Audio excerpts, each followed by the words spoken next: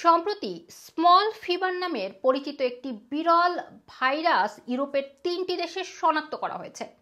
চিকিৎসকরা সতর্ক করে জানিয়েছে এই ভাইরাস অপ্রতিরোধ্য হয়ে উঠতে পারে। অরোপাউচি নামের একটি ভাইরাস ডিজিজকে সাধারণত স্মল ফিভার বলা হয়। লাতিন আমেরিকার গাছে বসবাসকারী প্রাণীরা এই ভাইরাস হোস্ট করে বলে একে স্মল ফিভার বলা হয়। বিখ্যাত ল্যান্সেট জার্নালে এই ফিভারকে একটি রহস্যময় হুমকি হিসেবে চিহ্নিত করা হয়েছে। তবে এই ডিজিজ সম্পর্কে মানুষ খুব বেশি জানে না। গত মাসে ব্রাজিলে এই ভাইরাসে আক্রান্ত হয়ে প্রথম মৃত্যুর খবর পাওয়া গেছে। স্মল ফিভার সাধারণত মিডজেস দিয়ে ছড়ায়। এই রোগের জন্য কোনো পরিচিত ভ্যাকসিন বা ঔষধ নেই, তাই একে প্রতিরোধ করাই উত্তম।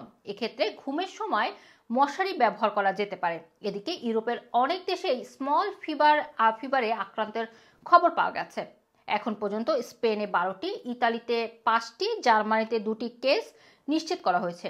যেসব মানুষ বিভিন্ন জায়গায় ট্রাভেল করেছে তাদের মধ্যে এই ভাইরাসের সংক্রমণ দেখা গেছে, তবে মানুষ থেকে মানুষের সংক্রমণের কোনো রেকর্ড নেই। এদিকে ল্যাটিন আমেরিকা এবং কিউবায় ভাইরাসের অস্বাভাবিকভাবে দ্রুত বিস্তার দেখা যাচ্ছে। এসব দেশে ট্রাভেলারদের জন্য ভ্রমণ সতর্কতা জারি করা হয়েছে। বিশেষজ্ঞরা বলছেন, স্মল ফিভারের প্রধান লক্ষণগুলোর মধ্যে একটি হলো জ্বর।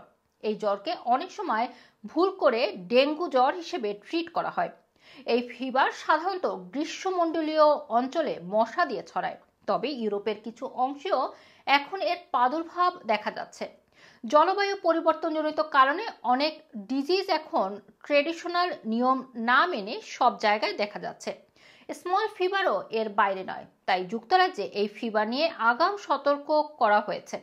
এর লক্ষণগুলোর মধ্যে রয়েছে মাথা ব্যথা, জ্বর, পেশি ব্যথা, জয়েন্ট ব্যথা, বমি বমি ভাব, ঠান্ডা লাগা, আলো সহ্য করতে না পারা। এই ভাইরাসে আক্রান্ত হলে বড় ধরনের কোনো সমস্যা ছাড়াই মানুষ সুস্থ হয়ে ওঠে, তবে শিশুদের ক্ষেত্রে এই ভাইরাস বিপজ্জনক হয়ে উঠতে পারে।